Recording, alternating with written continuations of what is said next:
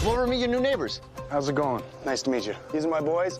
Getting along with your neighbors means getting along with their kids. Don't think they got off on the right foot ever. And sometimes that's impossible. Oh, come on! Get out of my yard.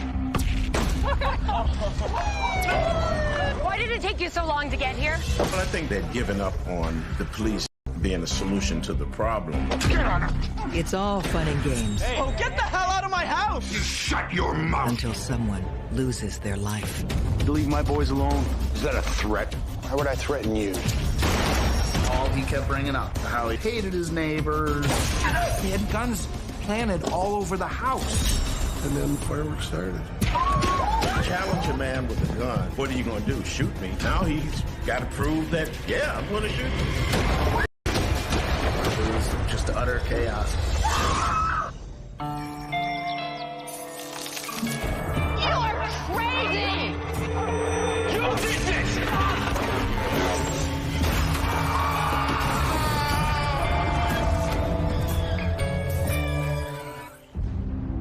Way from downtown Cleveland, you'll find a neighborhood where time stands still. Old Brooklyn in itself has kind of been stuck in a time warp. I mean, all the way from the buildings to the people, just nothing really changes in Old Brooklyn. It's a typical middle class, smaller homes, older homes, very typical of Cleveland.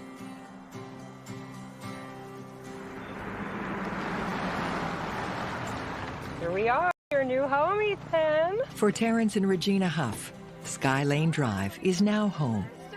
You want to see your room? Are you coming? Yeah, I just got to do one thing first.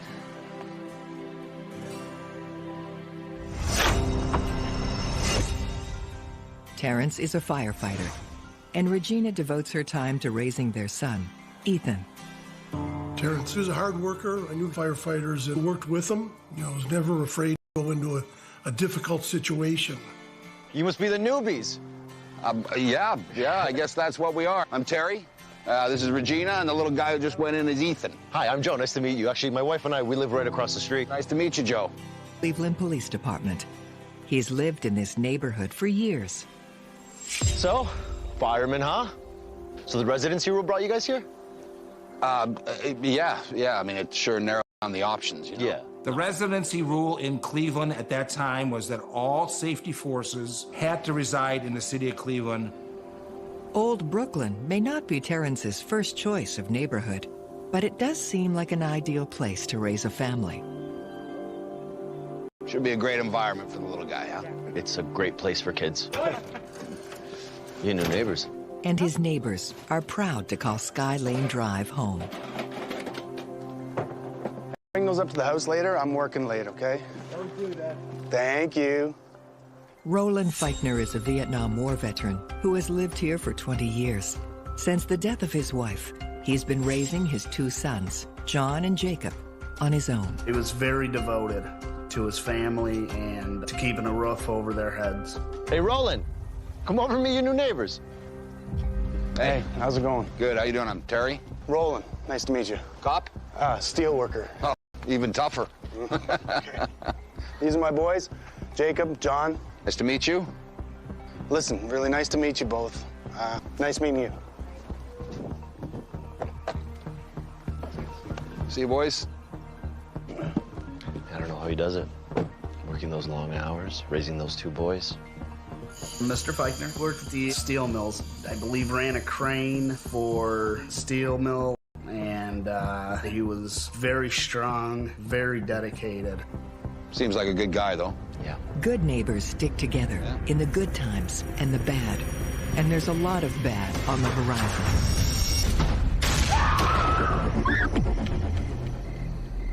A typical evening on Sky Lane Drive means a quiet family dinner for the Huffs. Eat your broccoli, honey. Oh, fine. But for the Feichner boys, it means something else. All right. That's what I like. That's it. Terrence and Regina aren't used to the noise. Hope that's not going to be a regular thing. Oh, nice. Wow, I love that song. Jeez. All right, that's it. What? What are you doing? I'm going to tell him to tone it down, okay? Don't. If it keeps up, we'll talk to them.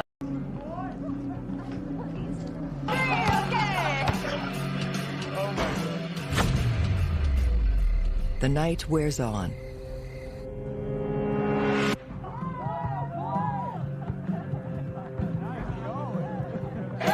But John, Jacob, and their friends show no signs of wearing out. They might as well be in the same room. This is ridiculous. Terry! Just ask them nicely. Hey, hey, hey, hey, hey, guys, hey, can you just turn it down, please? You know, my kid's room is right there, okay? Okay, we didn't realize. Okay. Just turn it down.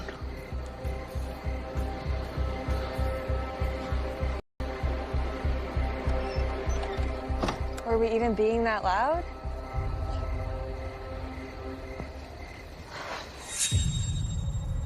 As time goes on, the seasons start to change. And when the weather warms up, so do the get-togethers at the Feichtners.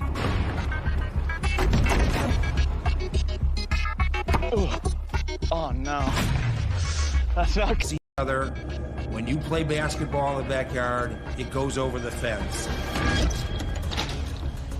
Hey, what are you doing?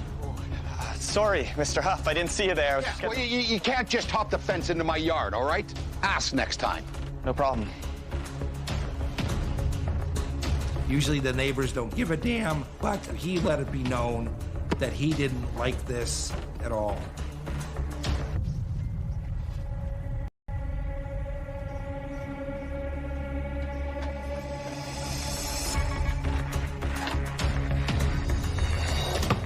Obviously, basketball does make a lot of noise.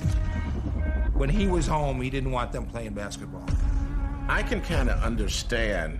I like my peace and quiet. Everyone does. And you should have, and you're entitled to, peace and quiet. You should not have to be disturbed all the time by loud neighbors. Perfect. The game turns into a party, and not even the rain can slow them down.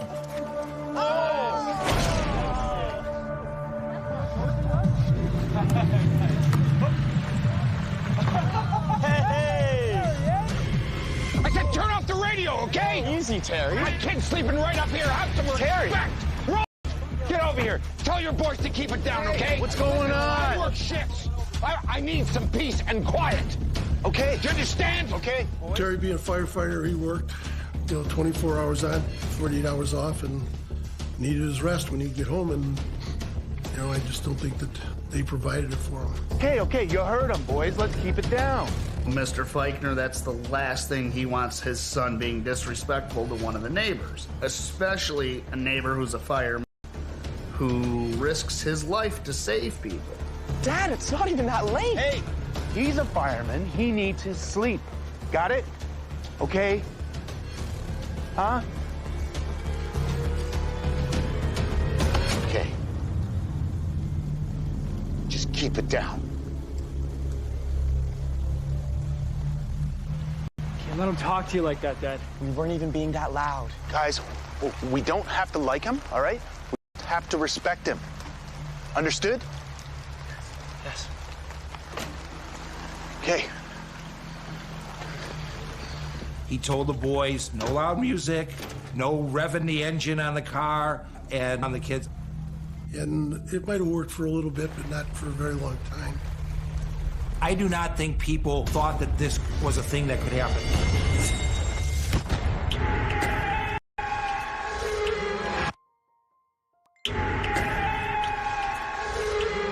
Every night you're out here. They're trying to sleep. It was something that the community has never seen before. Tell your kids to keep it down, all right? We don't have to like him. We just have to respect him.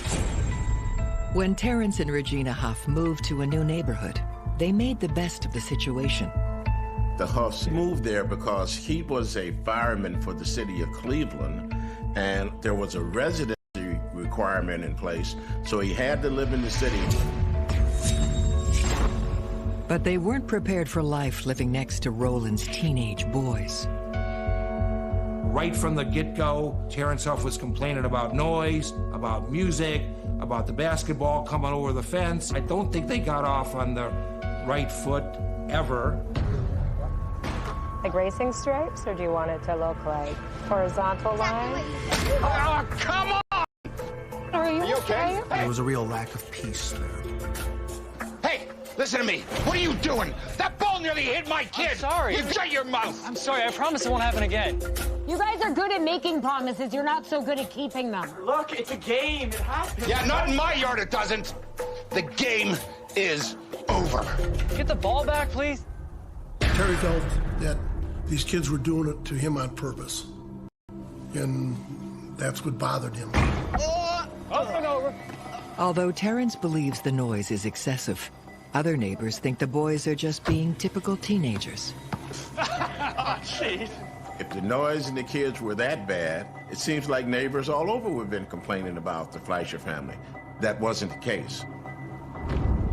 It was only Terrence Huff complaining about what these kids were doing. Listen, man, how can you live across the road from these guys? Don't they drive you nuts? Huh? Come on, man. We were all teenagers once, right? I don't think that the young people were attempting to aggravate Huff. They were just being kids. This guy's got to get a better handle on his kids.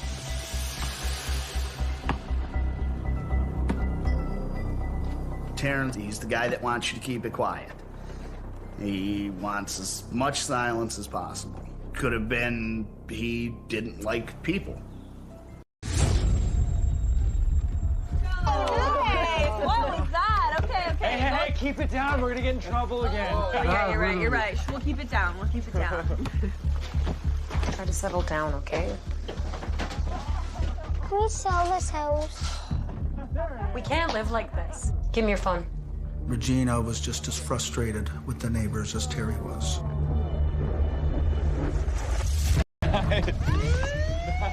Oh, hey, hold up.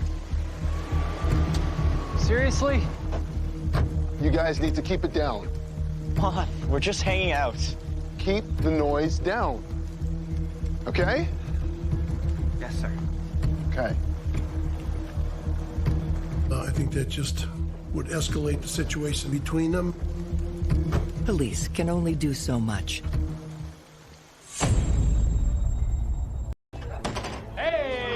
And since Terrence works 24-hour shifts at the fire department, Regina is often left alone to deal with the problem, which she believes is getting worse. She thought the next time they would have a party, they would be louder, just a kind of a payback. Hey, here you go.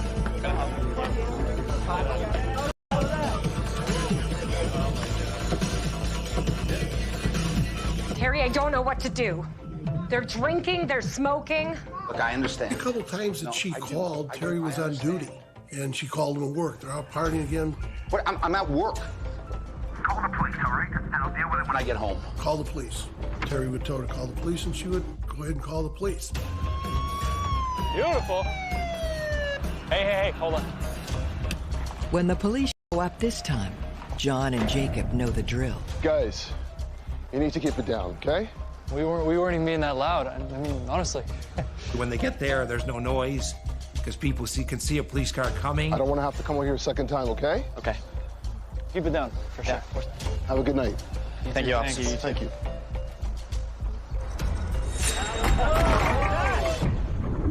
The noise still doesn't stop. Hello? Regina called the police numerous times. She was upset about it. Please? They're driving me nuts. Hello? Yes, it's me calling again. Can you please just send someone to come and help me? I've called you so many times. But by the time they arrive, the party has moved inside. Why did it take you so long to get here? Ma'am, it's a Saturday night. We've got a lot to do. The police have a lot of stuff to deal with in the city of Cleveland. We're pretty high on homicides, gang violence, drug use. I mean, a noise complaint is very low on the priority list. That's all you have to say.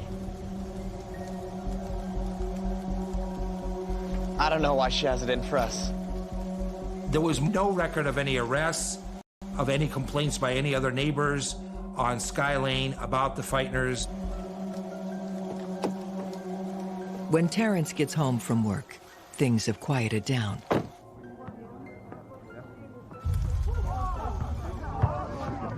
But the noise soon returns. This is crazy. Terry! Somebody's got to do something about this. I sympathize if he was upset because they were making too much noise and keeping his children awake. You stay here. I can understand things do get frustrating. You guys have a good night. Hey, you too, man. Catch you later. Terry? Work and integrity, I think he gets frustrated. Go back inside. You're asking nicely. What did you say to me, punk? Huh? Who do you think you are? You've got a big mouth for an old man. Someone said something to him, he pushed him aside, burst into the house, was screaming and yelling. Hey!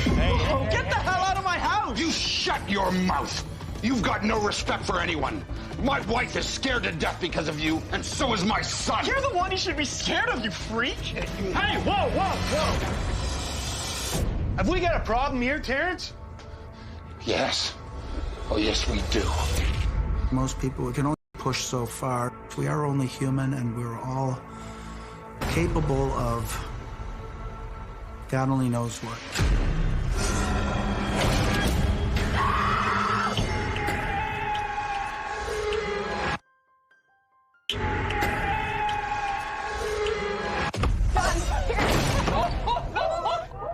It was a standard formula of ongoing problems, building up of pressure, and very tragic result. Hindsight is a wonderful thing. John and Jacob have enjoyed a peaceful life in this Cleveland neighborhood for years. That changed when the Huffs moved in next door. Go back inside! You've got no respect for anyone. Now Terrence is determined to put an end to the good times. Gotta get a better handle on your kids. Or else. Hey, or else what? Jacob! Nothing gives you the right to come into my home like this. It's late. It's time for everyone to go home. Everyone.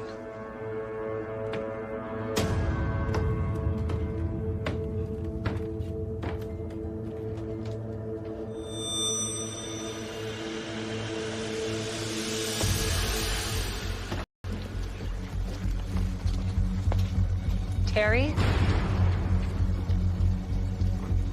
This has to stop. Dad, it's not like he says.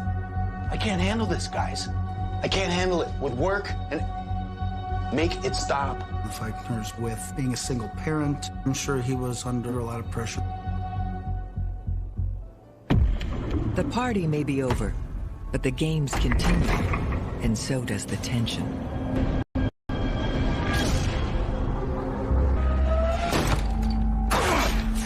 Terry felt that he was being tortured, and so were his family. You guys aren't playing at night. We're trying our The best. Feitners complain to their neighbor, Police Detective Joe Bavenzi, about the hostility next door. Look at this ball. He stuck a knife in it. A knife.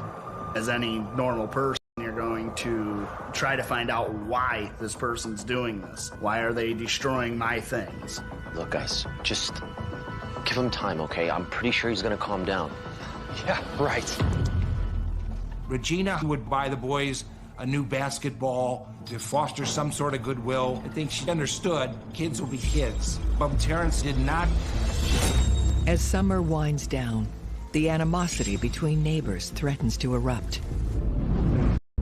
But the new season brings about a sudden change.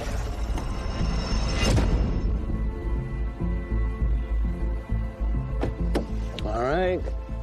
You know where you're going? I'm only going to Akron. It's not the other end of the world. Take care of yourself. I will. Thanks, Dad. I'm fine. I'm fine. The Huffs hope that with... Hopefully that buys us 3 months. No, we'll see about that.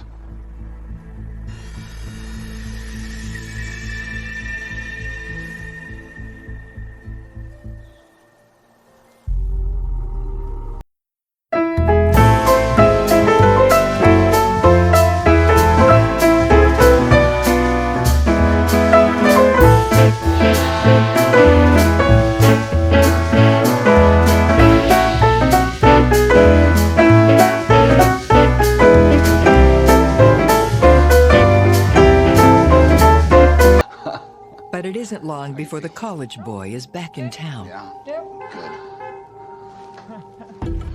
Hey, buddy. Hey! No. No way. How's Dad? Dad's good. Jake would travel back and forth, see his father. It was pretty important to Jake to make sure he did still come home and see Mr. Feichner. Hey! All the college boys and girls are home for college, or, you know, let's party at Feichner's. It's a great place to party, and they partied hardy. I think Terry couldn't take it. Maybe we can find another place to live. No! You're gonna have a baby! I know.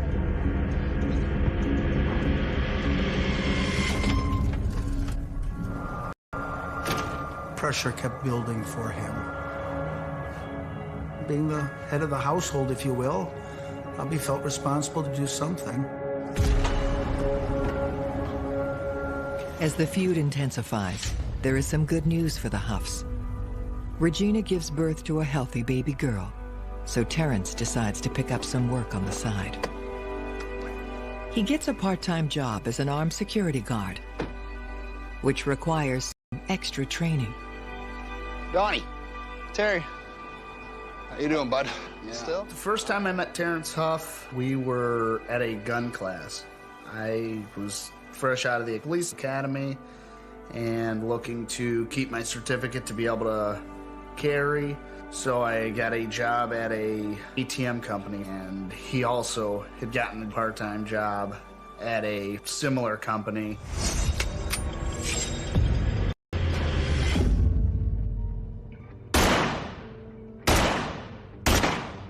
Nicely done. It's all about the focus. It's clear to Donald that his new friend knows how to handle a weapon. Seemed like a great guy. He gave me a few pointers on how to shoot more accurate, to get better placement on my targets. Terrence loved guns. He had 11 guns. He had a carry concealed permit, and he carried a gun all the time, everywhere with him. Terrence is glad to have a new shooting buddy. Totally inconsiderate, all right? I mean, they're loud. And someone to confide in. It's just, I can't get any sleep, you know? All he kept bringing up was how rotten his neighbors were. I'd move if we could, okay? But I can't. We saved... Never asked him exactly where he lived. All I know is I was happy that wasn't my community or my area. We call the cops almost every night, and the cops don't care. It's all up to me, I guess. With Terrence working 2 jobs, Regina is left to hold the fort on her own more often.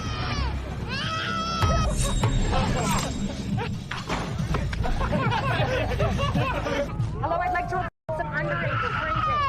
Honey. They are blasting their music. I called you 2. Thanks for showing up. They went inside 10 minutes ago.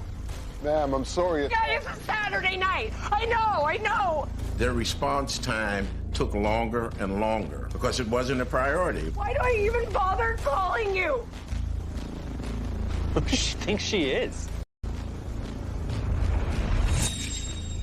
I think the Huff family had given up on the police being the solution to the problem.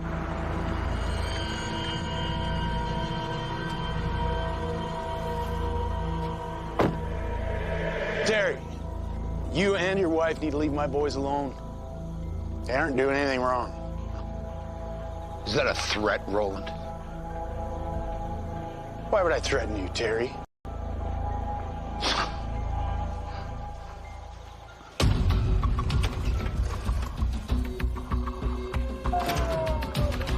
There had been all of this precursor, all of this aggravation driving him to the breaking point.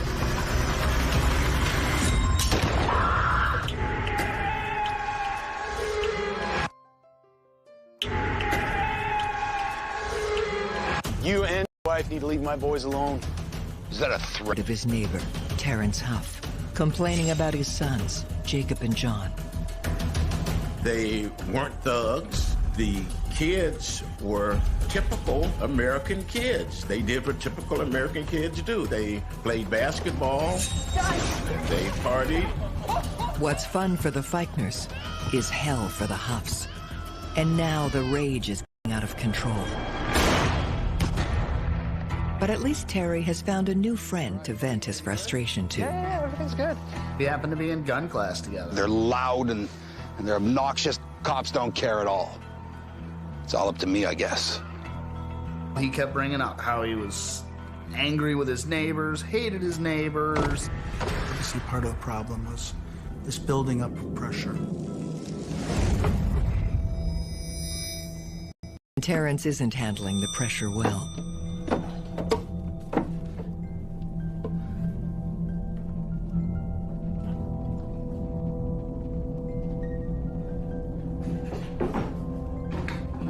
What are you doing?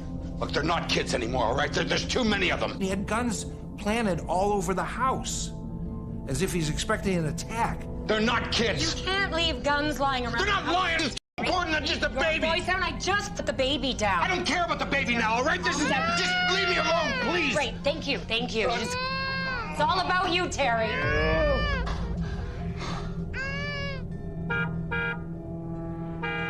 Hey, guys. How you guys doing? Good. Good. What took you guys so long? Oh, well, Katie is just the... Hey, will you shut up, all right? Oh, My come kid's on. sleeping right up there, and all I hear is your big mouth. Donnie? Hi, Terry. What are you doing here? I'm always here. I've known Jacob since high school. Jake's my best friend. Every memory I have has been with Jake. We were close. We were like brothers. Terrence is shocked. His new shooting buddy is actually one of Jacob's oldest friends. You know these people? Yeah. Are these the neighbors you were talking about?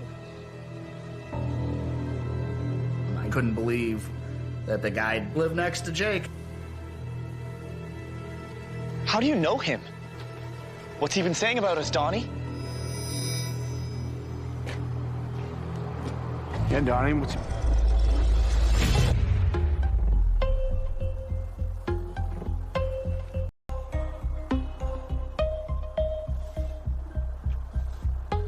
Getting ready for the big celebration? Yeah, I'm not looking forward to that. Police Detective Joe Pavenzi may be the last person in the neighborhood that Terrence can talk to. They're neighbors, and it's not unusual for the firemen and cops to get along. Huff had told him, I cannot stand these 4th of July celebrations. And Cleveland is notorious for having residential fireworks shows. Listen, Terry, why don't you take the family, get out of town for a day or two? Joe talked to Terry, and he said, why don't you take your kids to one of the resorts out in Sandusky, to Kalahari? Or he said, you know how you hate these fireworks, and they're going to be going on. It's going to be loud. You hate that. You know what? I got a better idea. Why don't you tell those brats not to have a party? Hey, just ignore him. Easier said than done.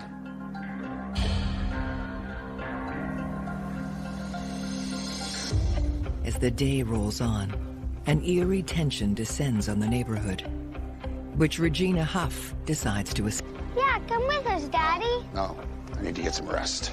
She literally left the house at 10 o'clock that morning with the kids, going to Grandma's house, going out for lunch because they were relatives, friends, went to the fireworks show. He was alone in the house all day long. He never came out. Nobody ever saw him come out.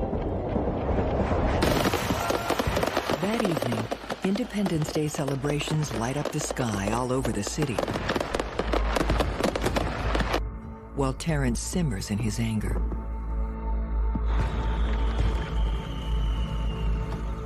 Now, Regina Huff returned home around 10:30.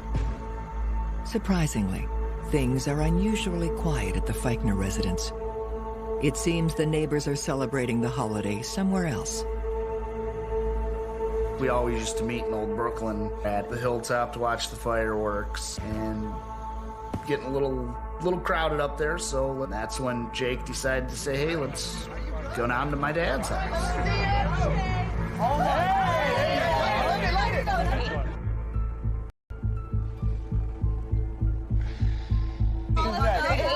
Oh, here, Bruce. You ready to all right, Katie. That one's for you. He went down the basement to watch television. And then the fireworks started.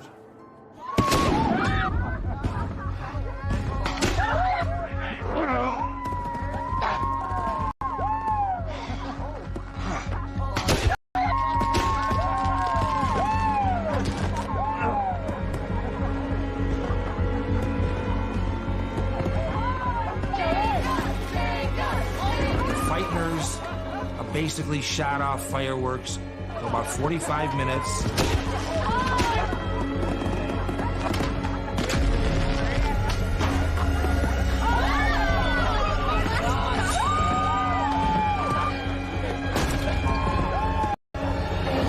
He's sitting in that house all day long.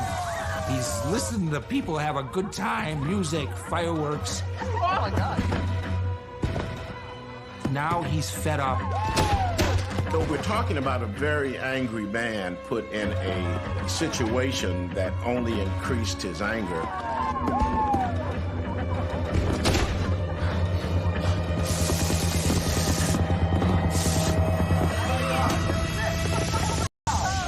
They had shot off all of it. Unfortunately, Terrence's rage has only just begun.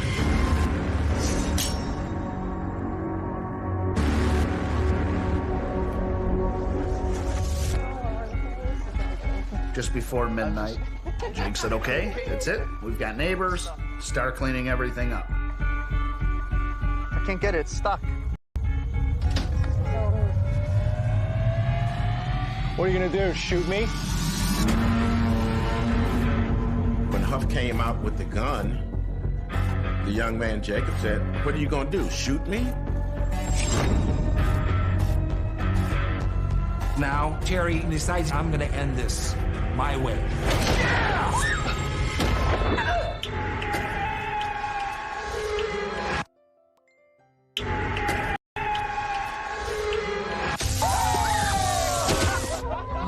It boiled over into the fact that now he's going to settle this on his own terms, and that's exactly what happened. The 4th of July party is over, but the nightmare is just beginning. What are you going to do? Shoot me? Shoot me. Now he's got to prove that, yeah, I'm going to shoot you. Yeah! Yeah! Jesus, Jake, can you please quit it with the fireworks?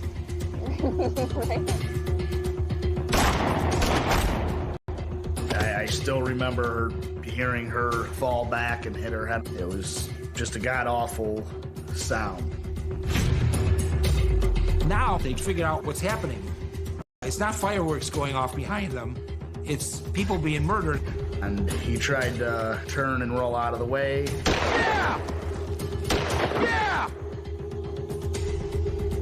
He's fired 7 shots. He has 2 left. He calmly starts walking back to his house. Someone please help us! Help! Terrence Huff stopped, turned around, and drew his gun. And as soon as he did that, I knew that, you know, this is it. Help! Donnie Walsh, who himself was very familiar with guns, knew what he was doing. He was taking perfect aim. I ran to my fiance, pushing her out of the way when the bullet intended for her chest hits him in the right elbow, shattering his arm. He probably saved his girlfriend's life. Terry, what happened? Shot them all, Regina. I shot all those people. Joe Bavenzi was cleaning up from his picnic. He was outside in the backyard. He heard the shots. He knew it wasn't fireworks. Before more police arrive, just like in the movies, he proceeds up the street carefully, gun ready to fire.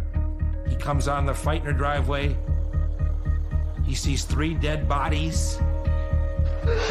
Where's the shooter? It was Hobb. If you see him, you kill him. kill him. And that's how I feel to this day. Come on, Huff! Get out here! Huff! John. He killed my brother, Joe! I'll handle this. He killed my brother! I'll handle this. No! Go help the others. Regina, open up. Terry, I'm gonna let him in.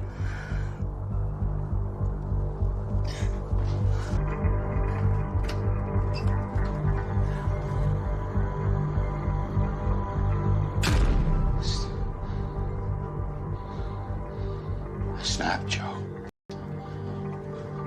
I shot all those kids. I shot them all.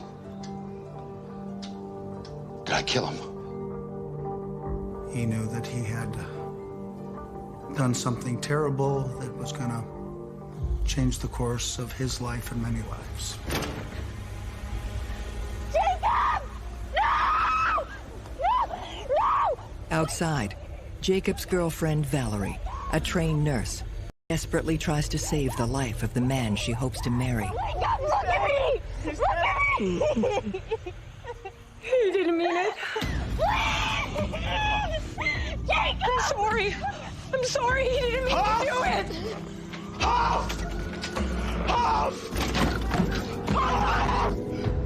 I'm gonna need to see your hands. Show me your hands, Terry. Venzi is holding him at gunpoint. He doesn't have his handcuffs. And he knows, just like everybody else in the neighborhood knows, this guy's a gun nut. He's got guns somewhere.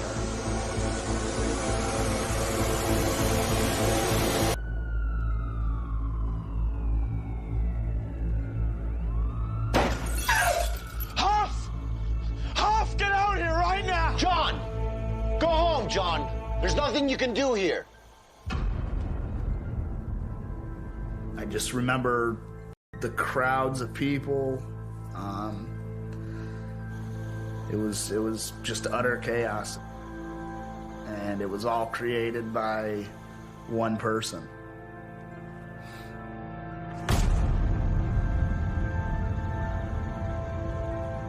Roland Feichner returns home to a parent's worst nightmare.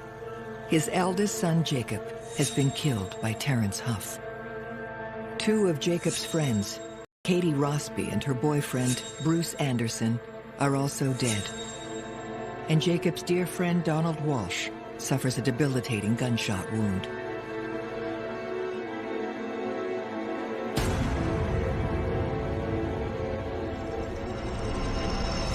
Terrence Huff receives a life sentence without parole. It's cold comfort to those left behind. The Feichner family, to lose someone suddenly to gun violence, there were other can't imagine, wouldn't want to imagine. Katie Rosby and Bruce Anderson, their families were devastated. No family's going to ever recover from that. Donnie Walsh's dream of becoming a police officer will never be realized, as he still had not recovered the use of his arm, probably never will. The months following was just basically consumed by anger, surgeries, physical therapy, more anger. That was basically where my life was. Yeah!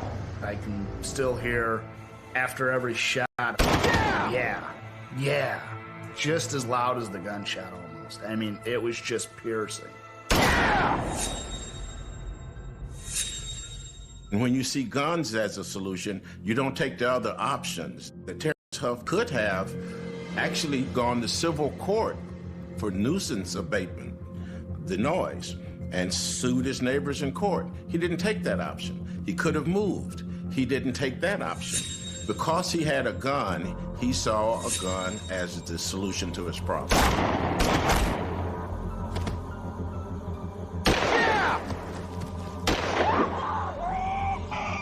That Terrence was a control freak. I think there was a large element of him wanting control. You're not going to force me to move. It's my house. You can't disturb my peace. Those are very legitimate feelings, but I think most people would stop short of murder. His ultimate fallback position was, I'll solve this with a gun. I think this has taught me the strength of community with the Feichners, the strength of what one family can deal with and continue to come back from. And at the same time, there's the constant thought of, will this ever happen again? Is it going to happen in my neighborhood? Just that constant look over your shoulder and double check and, you know, don't give people the benefit of the doubt until they've proven otherwise.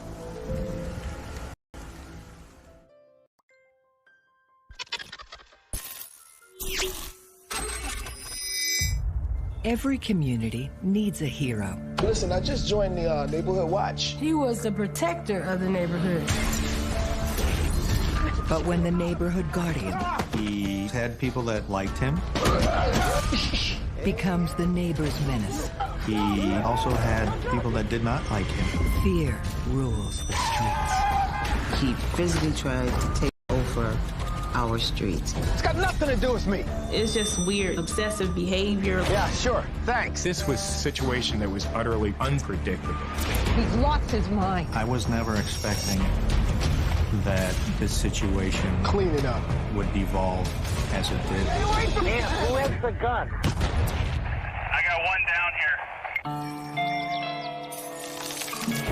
You are crazy! You did this!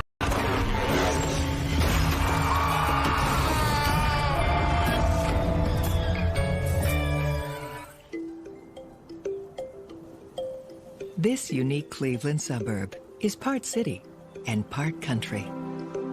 The community of Bedford Heights was very good. All sorts of people lived there. This kind of set off a main street. It was like a private area, no sidewalks on my particular street. It's a place where deer play and neighbors live in harmony. Felt like a safe neighborhood, you know, when we moved there. You know, kids up and down the street riding their bikes, you know. Like I said, kids from the neighborhood, we played, things like that, played outside. It's wonderful to be a cop in the city of Bedford Heights. We don't get a lot of calls on Fair Tree Road. It's your typical American, quiet, suburban street.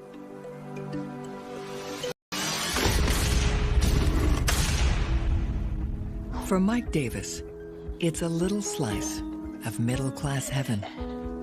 Oh, yes. Mike took a lot of pride in the house. That's one of the reasons why the outside looks so good. Mike's wife, Lisa, works as a nurse. They're proudly raising their son, Mikey Jr. Their eldest daughter, Jaleesa, has already grown up and moved away. We were really pretty much family-oriented people.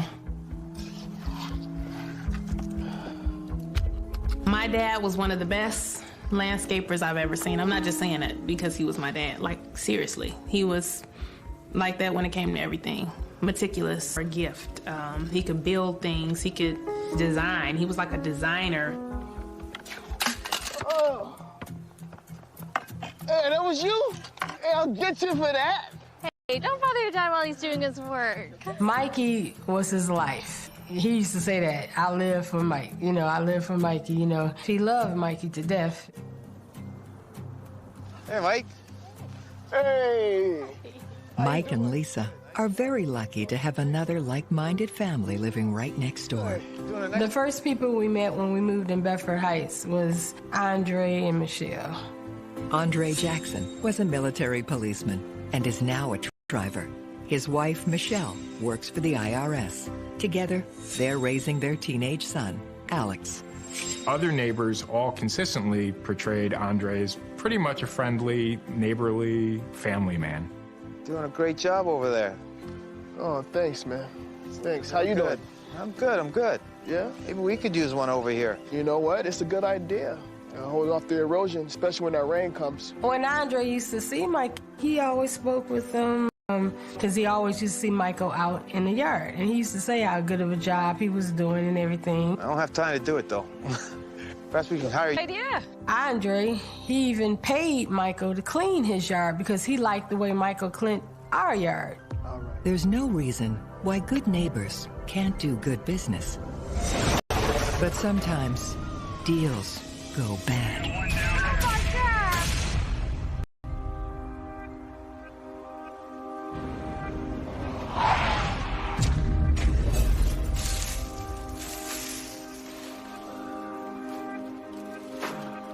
Hey, how you doing, man? Yeah, you have no idea what a big help that is. Well, we're getting there. Hey, Helen. Helen Perrys has lived in Bedford Heights almost all her life. She is caring for her elderly mother. My mom moved in with me approximately 10 years after I'd been there. She began to get ill, so I brought her in to take care of her. How you doing? Can't complain. That's good. Yeah. Saw your mom shopping for her own groceries the other day. You know she loves you. Andre and Michelle were wonderful neighbors. I run into Andre and, you know, how you doing? How's your mom? He knew my mom. How's things going? We just talk about the neighborhood. Got Mike helping me out with the yard work. There was a very quiet neighborhood. Hi, Mike. It was not. Even the nicest neighborhoods are immune to crime.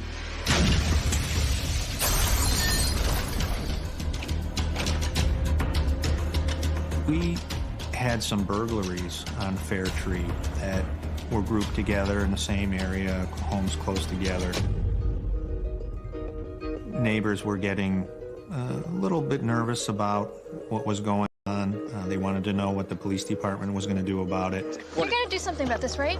One of the police officers that came by, he said it was some guy they were looking for. We have descriptions, and it seems that it's a teenager. Michael told the cops, there is a kid. He's living down the street. Yeah, I know where he at. He right down the street. And he pointed right to the house because he see the boy all the time. I don't think so. He's a good kid. He is trouble. I've seen him around. He's no trouble. Come on, I'll go with you. Let's go. No need for that. No need for that. My son would never do anything like that. Who said that? I think Michael Davis thought that he was the keeper of the neighborhood. He wanted to be the guardian of fair thought. Just tell that guy to go mind his own business. Nothing good ever comes out of him. Since there's not much the police can do, Mike invites Andre to his house to discuss his plan to take back their street. It's Andre's first glimpse into Mike's private life. Wow. Hey. Man, this is pretty cool. Hey, how you doing? Come on in. All right, thanks. Listen, I just joined a neighborhood watch. Right? Needs to be beefed up a little. All right. We held a community neighborhood watch. I think you should join too. Absolutely. I'm in. And Michael Davis attended that meeting and spoke very boisterously that he would take care of business if he saw anything out of the ordinary. And Mike has the physical skills to back up his tough talk. You were a boxer? Heavyweight. Really? Yep. Register weapons, my Hey. My dad started boxing when he was younger. He was professional status. It's just that he never signed any contracts. He never took any deals. They weren't offering a lot of money back then. And he felt that providing for his family was more important. Yo, am I late? Hey. Mike has also invited his old buddy Donnie to hang out in the man cave. What's up, brother? How you doing? Donnie is one of his... It was when we was boxing, and he was in a heavyweight, and I was in light heavy. He would show me a lot of boxing technique. That's what kind of good guy he was, you know. To me, he was, I loved him, you know. So you racing or what? Racing? Yo, check out this black beauty over here. I just spent time building this last night. Michael's #1 hobby was racing RC cars. We're gonna race. We're gonna race or what? He would build them up from scratch. All right, let's go. Gotta see this. Okay. Man, why you so close to mine? Show me. Don't worry about it. You about to... Oh, man, look at that. Where'd you get your driver's license? Hey, man, don't worry. Let's wait. Uh-oh, look at... Uh-oh. Not everyone is as enthusiastic about Mike's hobby. Mr. Davis had people that liked him, that lived on the street. Kill me or something. But Mr. Davis also had people that did not like him. On the way back now, you ready? He would run that car up and down the streets of Fairtree. The car had a very loud, irritating sound to it. It would be like all day long. Hey, Mike. Hey, Dwayne. There's been a noise complaint. Those cars run really loud. Man, are you kidding me? And the police be like, well, man, they called me, they complaining. Come on, man. Who ratted me out? You know I can't tell you that. You can't tell me that?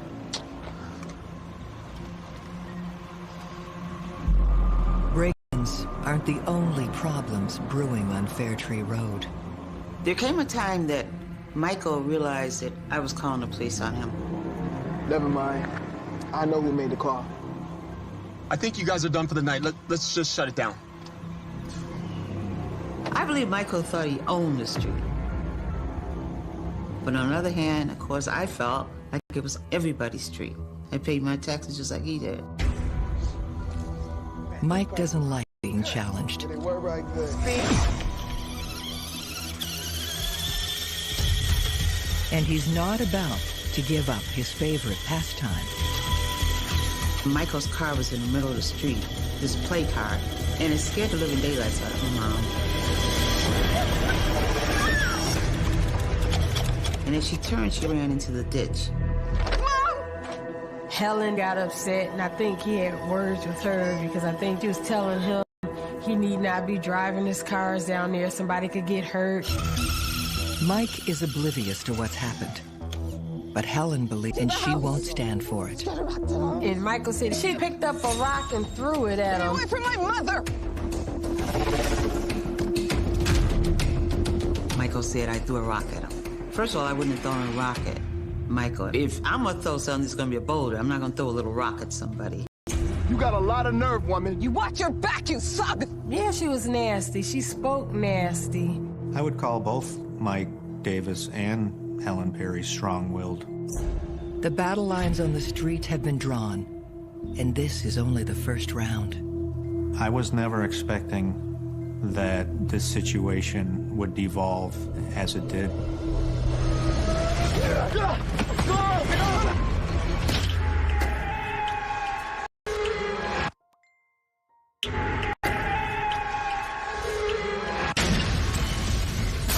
A rash of break-ins has shattered the peace on this quiet street.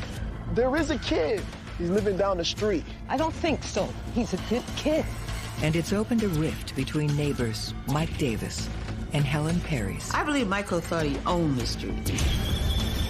You're not gonna tell Michael that he can't play with his cars. She threw a rock at me. Just get your car, let's go. I wouldn't have thrown a rocket. As Mike and Helen lock horns, neighbors like Andre Jackson find themselves caught in the middle.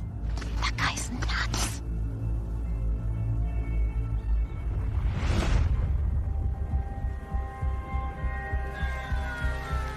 Despite Mike's run-in with Helen, Andre continues to pay Mike to work on his yard. Michael tried to push all my buttons. He got under my skin a lot of days. But just because he got under my skin does not mean I'm going to respond in the way that he thinks I'm going to respond. It's not how I roll.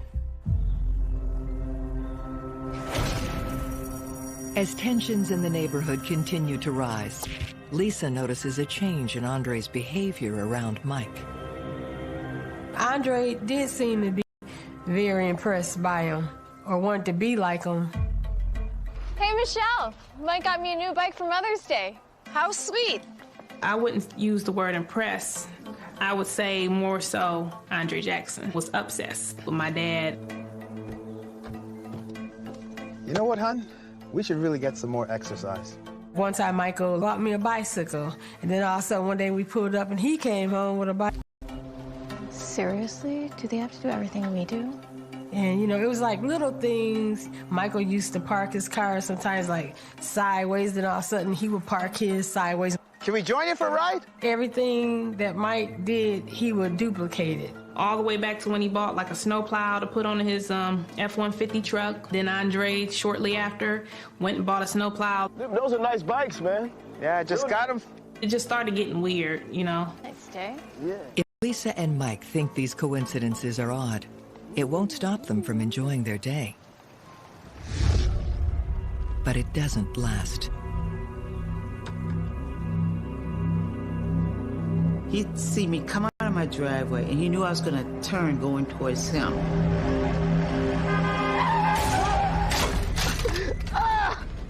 Oh, she hit me! I didn't hit you, you liar! I said, now I know I didn't hit you, Michael. I mean, there's no doubt in my mind. I think he wanted me to hit him. Sorry, she tried to kill me. Touch you. She wouldn't hit me. You saw it. You okay? You Sorry, saw it, man. man. I missed it.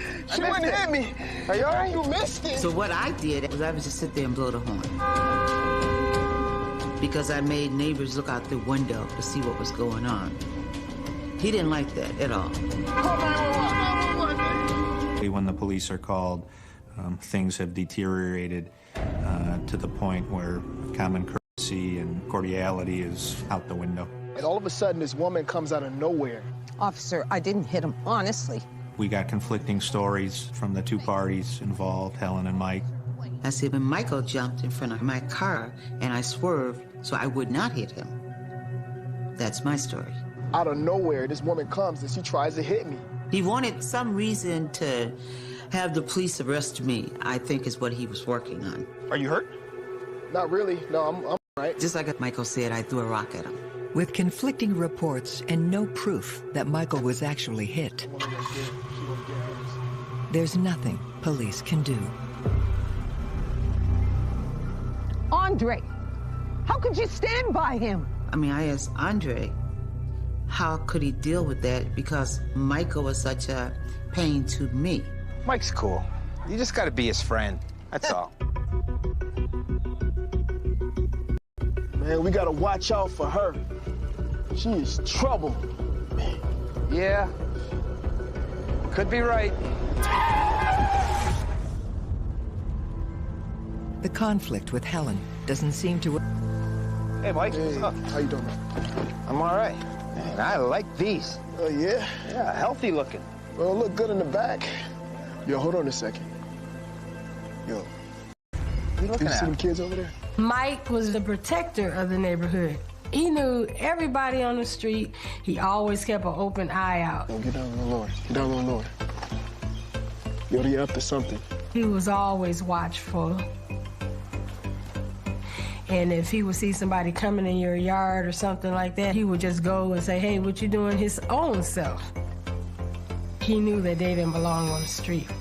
They went to the side of our neighbor's garage and they broke in the garage. They did steal the bikes. They took the kids' bikes out. Hey. Yo, where you going with those, huh? Where you going with those, huh? The one guy, like, dropped the bike and he grabbed him. And then the other one tried to get away and he grabbed him, too. So he had both of them and he had them on the ground. Let go, bro. Let go. Get off me. Help. Let him go! You let him go, you animal! Michael was a bully. Shut up. We're gonna keep these streets clean. He physically tried to take over our street. On Fairtree and in that area that feared Michael Davis because he was an aggressive type person. He was a large man. He was known to be a boxer. All of a sudden, Andre sees a dark side to his new friend. You're gonna end up in the box. People start to get out of control. People start to get angry. Clean it up.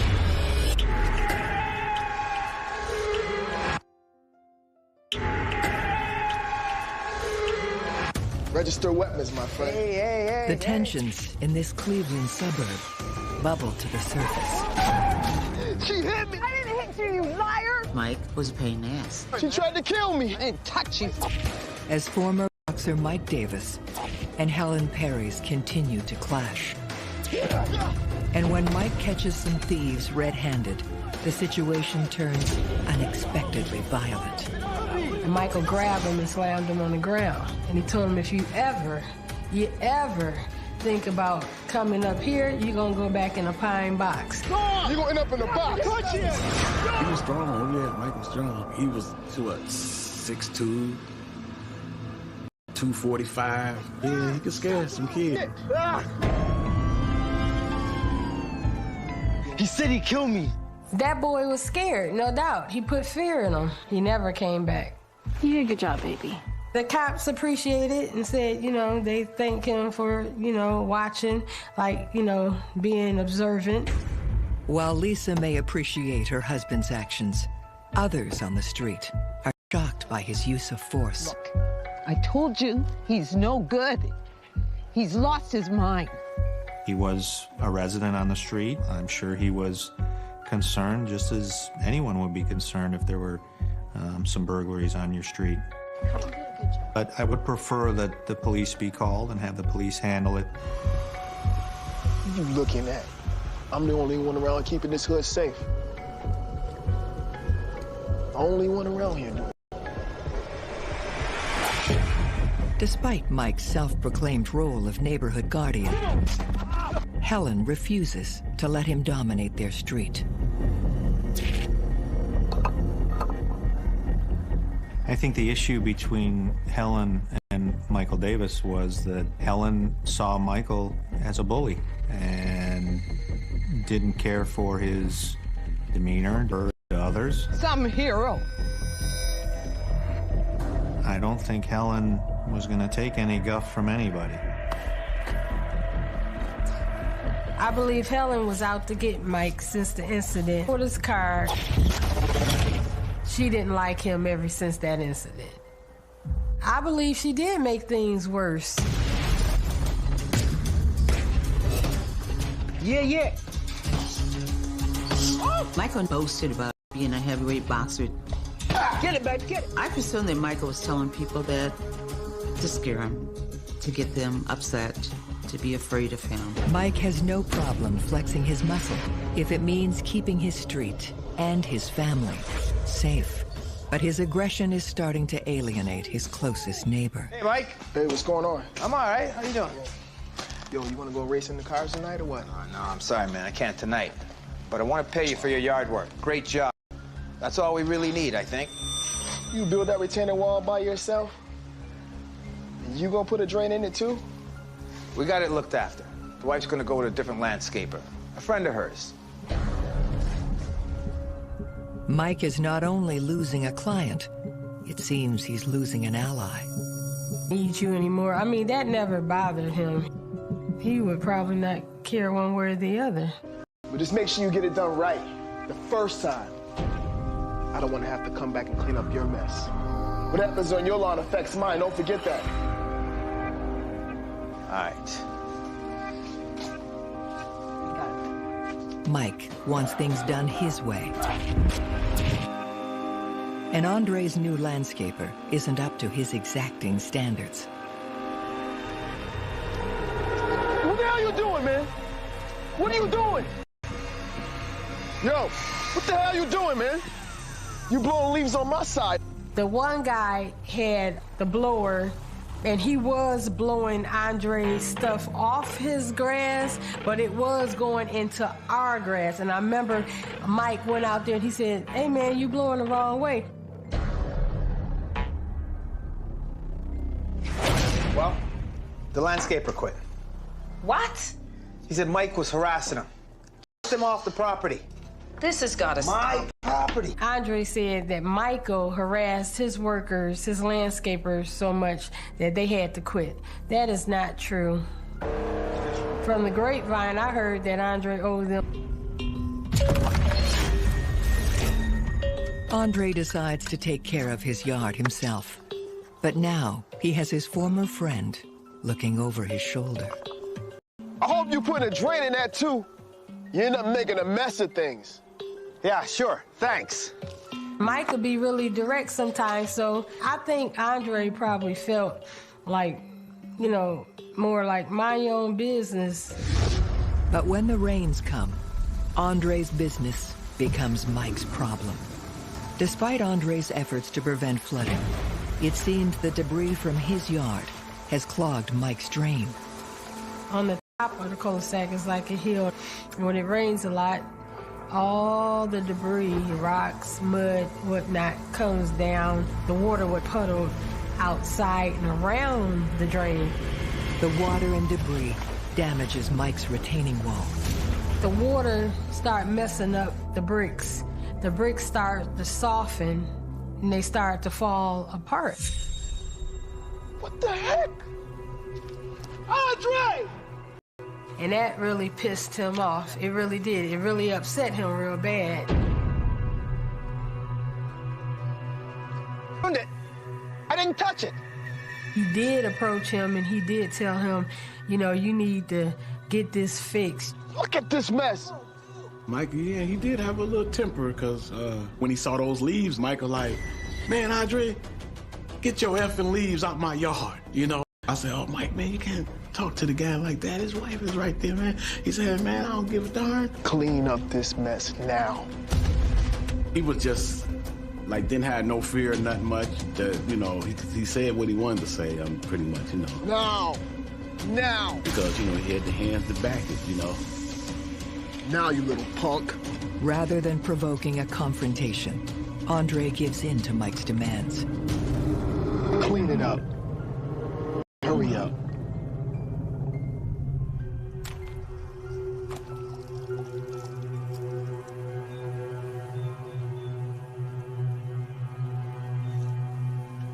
It's like, to me, you almost treat him like a baby or something, you know, like a kid.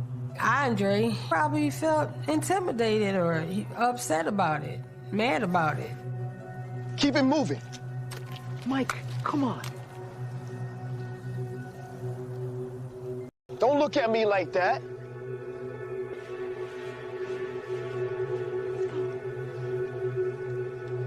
We should call the police. And what? Make it worse? Andre Jackson never called the police department to complain about Michael Davis. Probably wanted to keep the police out of it. And maybe he didn't want to anger Michael Davis by calling the police. Despite what others may think, Andre can look out for himself. Mr. Jackson possessed a concealed carry permit. I don't think it would ever escalate to violence.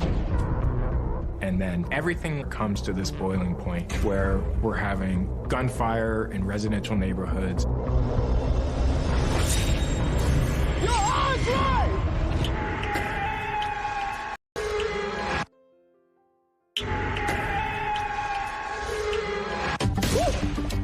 Get it back, get it! Neighbors were afraid of Michael. Andre and Mike once stood side by side when it came time to protect the neighborhood. I'm the only one around keeping this hood safe. But once Mike felt snubbed, Wife's gonna go with a different landscaper, a friend of hers. he turned on his former friend. Clean it up. As the hostility rises, the neighborhood break-ins continue. I believe there was 2 to 3 homes that were burglarized. And it had been a chain of break-ins in the neighborhood, and I think it was like in the newspaper, like the city newspaper, that it had been an ongoing thing. And not even the home of the neighborhood's self-appointed guardian is immune. The one boy was trying to steal from our garage.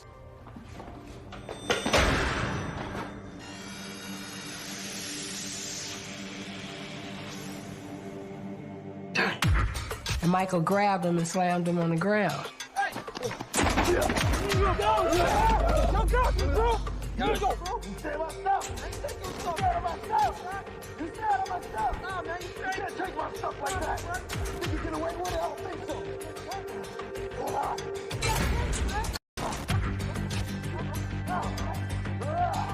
It's gonna kill him. Police race to the scene. Are you okay? I'm good, Mom. I'm good. What did you do to my son? Calm down, calm down. Well, the mother of the boy talking about her son getting slammed and he's a bully. No, your son should have his cars out. And maybe he would have never got slammed on the ground. It'll be worse the next time I see him again. Okay. Mike has prevented the robbery, but his escalating use of force shocks the neighbors.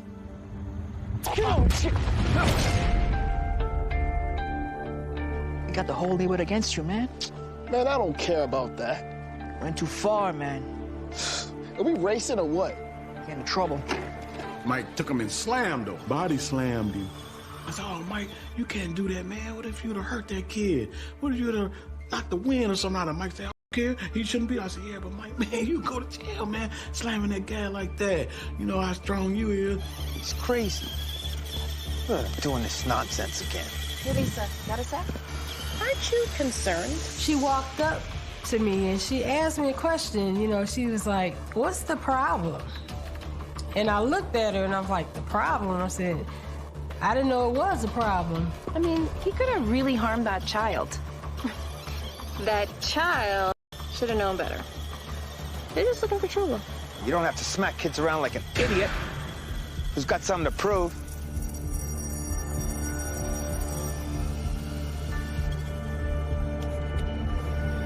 His neighbors. The heavens open up and unleash hell.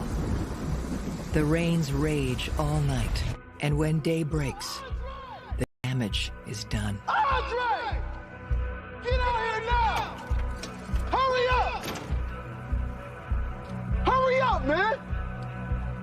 I thought, well, just don't say anything to him, Michael. Don't argue with him. But Michael, you know, he's set in his ways. When it comes to different things, he gonna say what he want to say. I told you to fix this problem. This is all your fault. This is your mess, man. The whole sewer's backed up.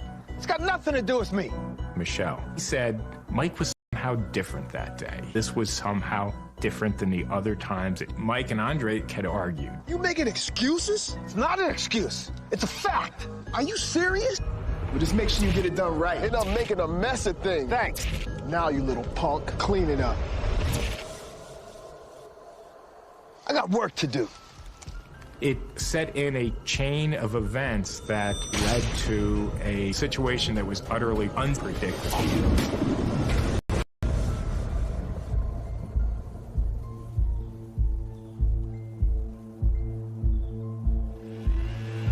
With bike riding.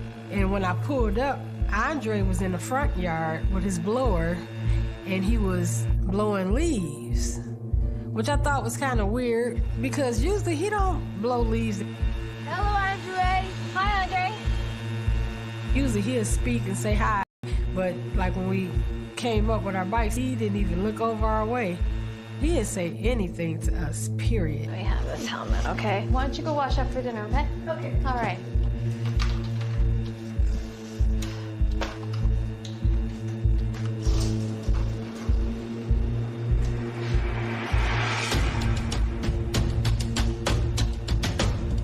I believe Andre kept blowing the leaves to irritate him and get him upset.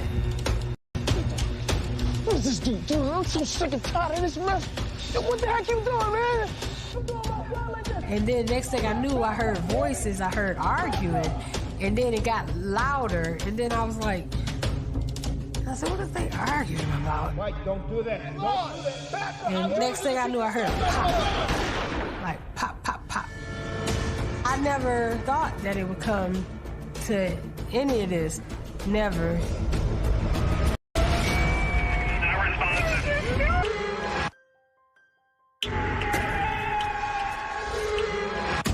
Why you thinking me as a back joke? up, You hear thinking me? I'm a joke or something? Once good neighbors, the bad blood between Mike and Andre has reached a boiling point. Don't do that. Don't do that. You gonna tell me right now? I heard arguing, and next thing I knew, I heard a pop, like pop, pop, pop. Like a firecracker almost, and then I didn't hear the arguing.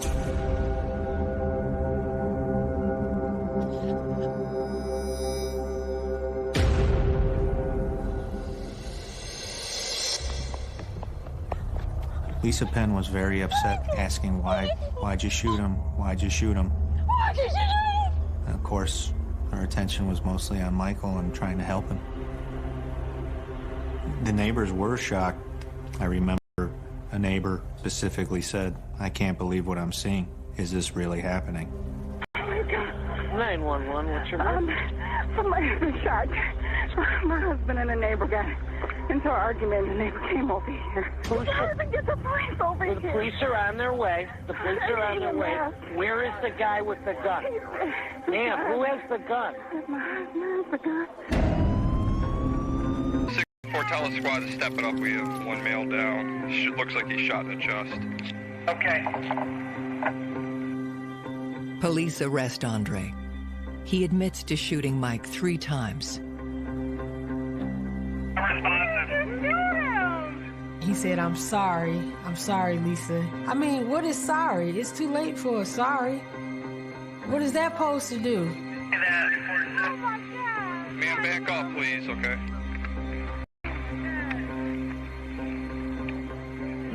Can we have a seat? It's a revolver. There's no shell casings. All right, so Jackson, I hope you stand up, all right? Stand up. Stand up. You got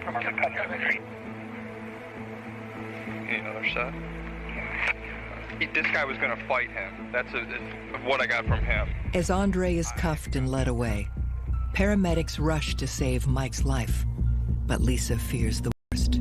I'm a licensed practical nurse, and once I got out there and I seen him on the ground and I seen his eyes, you know, his eyes was fixed, and I knew he was dead. I don't care what nobody said. I knew because I see this every day. Lisa is right. Michael is declared like in shock. At that time, my son was running down the steps, and all I heard him say, "He killed my daddy, he killed my daddy." Michael Davis is dead at the age of 49. The last image that I got to see of him was them rolling him out of, South Point Hospital in a burgundy body bag. Like my heart just sunk into my stomach. There we go. All right. Okay. Step up there, this officer here. Andre Jackson is charged with second-degree murder.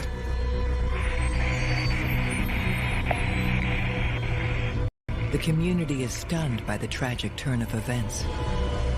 I don't think any of the neighbors thought that it would end like this.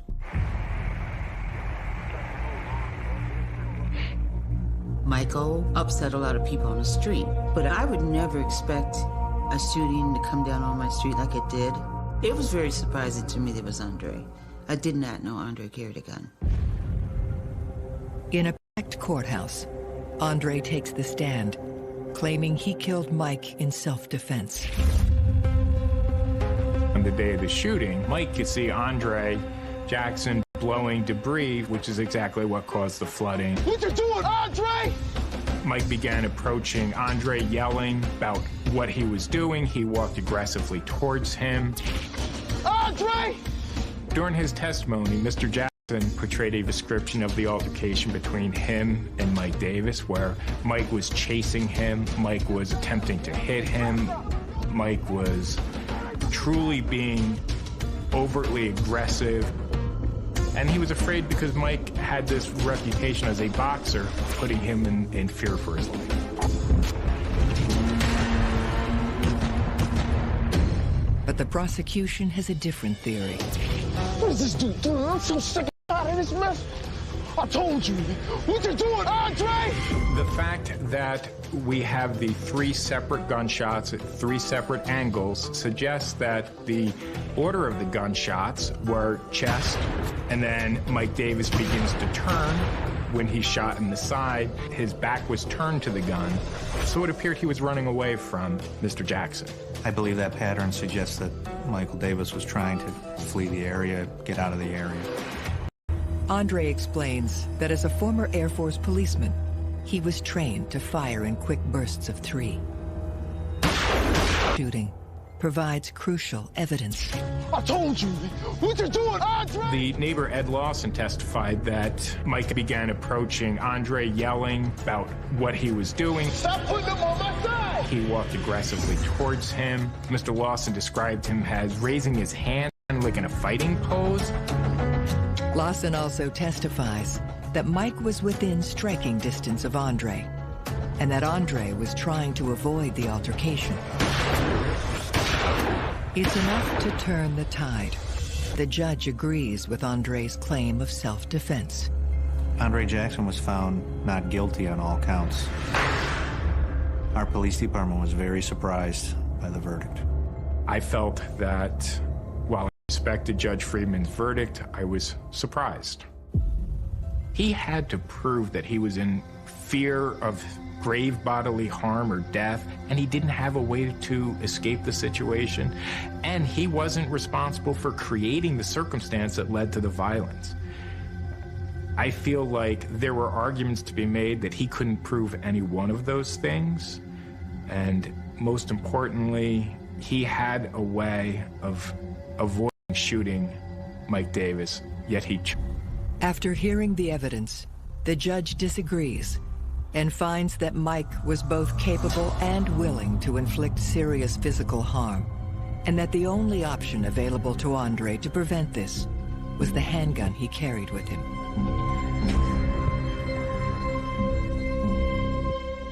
At Mike's funeral, it was like over 500 people. It was a lot of his friends and people that knew him. At the funeral, man, that bad boy was packed. I mean, that thing was so packed, you couldn't sit down. Some people was outside. The mayor was there. He came and he said words.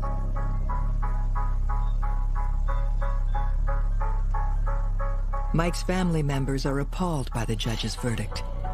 Soon after the ruling, they leave the neighborhood. Justice system, there is no justice system. They failed us. They failed me, my mom, my little brother, my family. They failed us. It's terrible. You know, nobody who shoots and kills someone who didn't have a weapon, didn't have a gun, didn't hit you should be walking as a free man. No, it's just not right.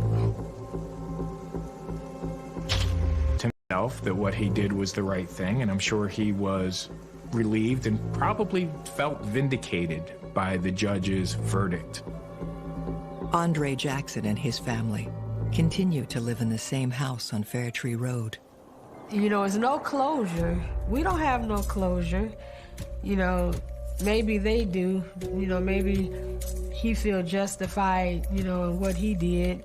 That's probably why he can just stay where he at and feel all proud and walk around like, you know, Mr. Untouchable, and probably still carry his gun to this day, you know, but, you know, it's wrong. It's not right. The story they paint on the news when it happened was, oh, you know, the neighborhood bully, you know, get shot and killed. He's not a bully, you know, he's the opposite, a good person.